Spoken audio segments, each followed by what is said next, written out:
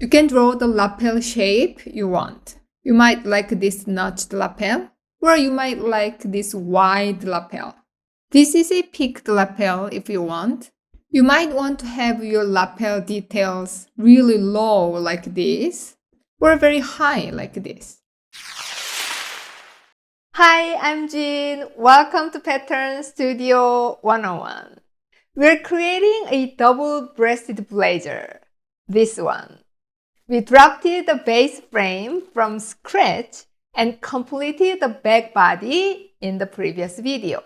If you haven't watched that video yet, you can find the link in the description below. This is a pretty loose fit blazer, not like boxy or oversized, but it's not really a fitted blazer. Quick reminder, I made the shoulder width a little bit wider than the actual body shoulder width. Remember? And these are the measurements we are using for this series of double-breasted blazer pattern making. Alright, let's continue. We're going to start with the front neck. Chest circumference divided by 12, half of the shoulder width. To make the shoulder angle the same as the back, I'm going to go down 2.5 centimeter. Remember, we went up 2 centimeter here and 0.5 centimeter here. So 2.5 centimeter difference.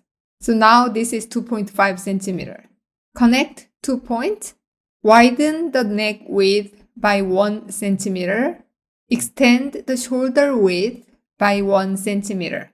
So this shoulder seam length should be the same as the back.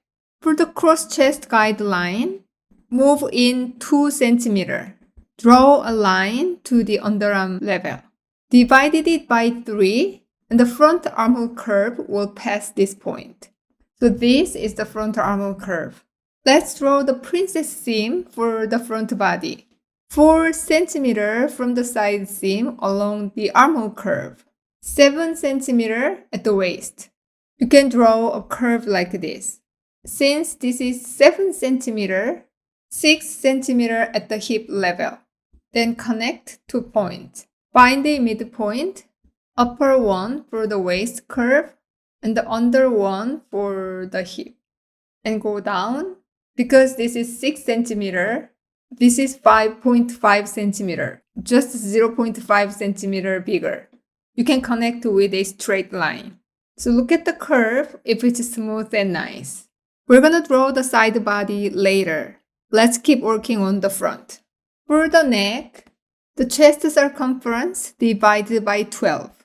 I'm gonna make 1 centimeter deeper. So this is going to be the center front neck point.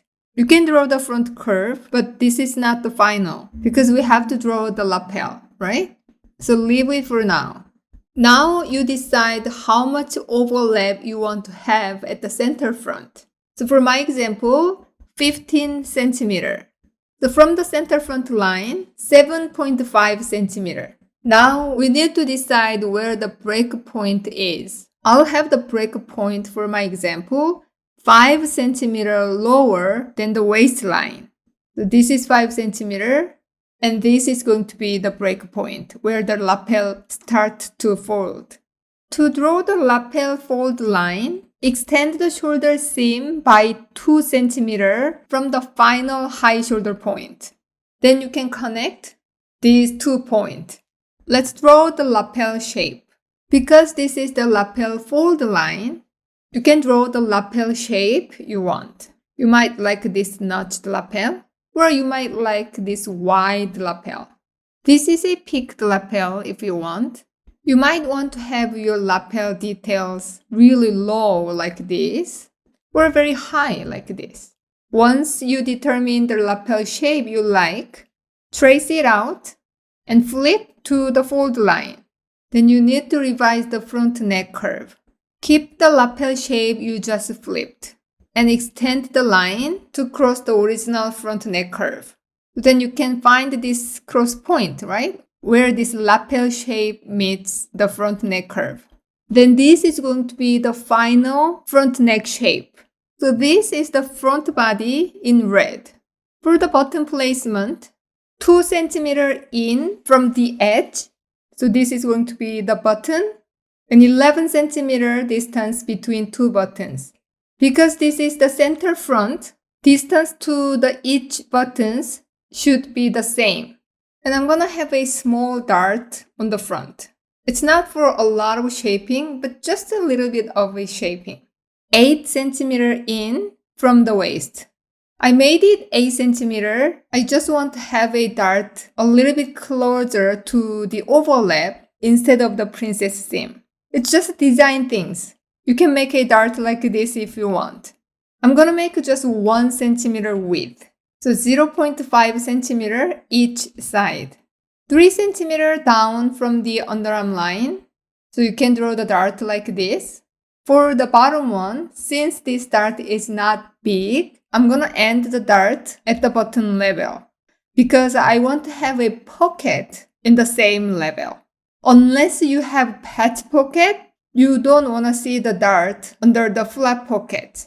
So the dart should end here if I want to have a welt pocket with flap. So this is going to be the dart.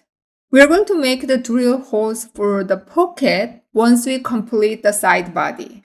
So the front body is done in red. If you enjoyed this in any way, shape, or form, I would love it if you could like, subscribe, and leave a comment. Thank you so much for supporting me. It means everything. Have an amazing week. See you next time. If you want a more structured way to follow along, I've created a technical library based on all my YouTube lessons. Each video comes with a PDF version, so you can build your own pattern making reference library over time. Visit my website, patternstudio101.com, and become a member. You will receive the written instructions each week, so you can follow everything more clearly. The link is below this video.